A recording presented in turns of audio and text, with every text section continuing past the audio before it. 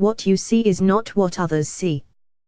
We inhabit parallel worlds of perception, bounded by our interests and experience. What is obvious to some is invisible to others.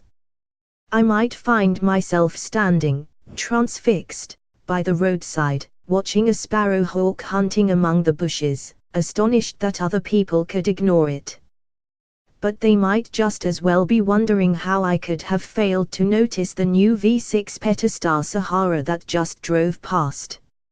As the psychologist Richard Wiseman points out, at any one moment, your eyes and brain only have the processing power to look at a very small part of your surroundings. Your brain quickly identifies what it considers to be the most significant aspects of your surroundings, and focuses almost all of its attention on these elements.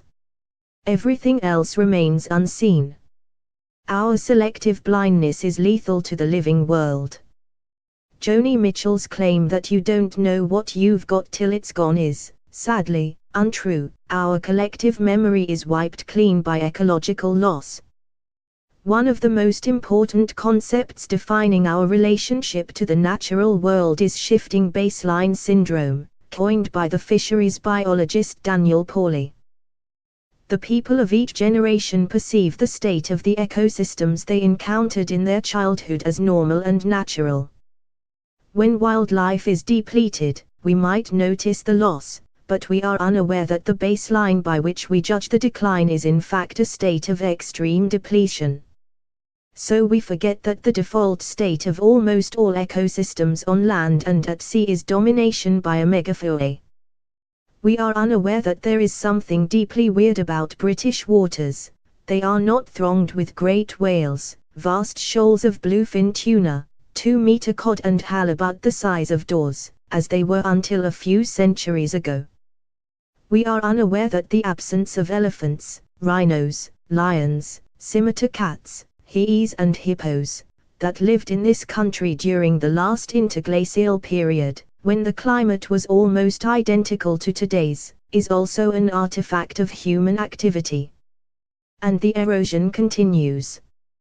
Few people younger than me know that it was once normal to see fields white with mushrooms, or rivers black with eels at the autumn equinox, or that every patch of nettles was once reamed by caterpillars.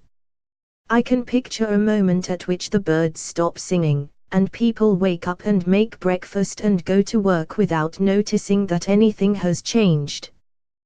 Conversely, the darkness in which we live ensures that we don't know what we have, even while it exists.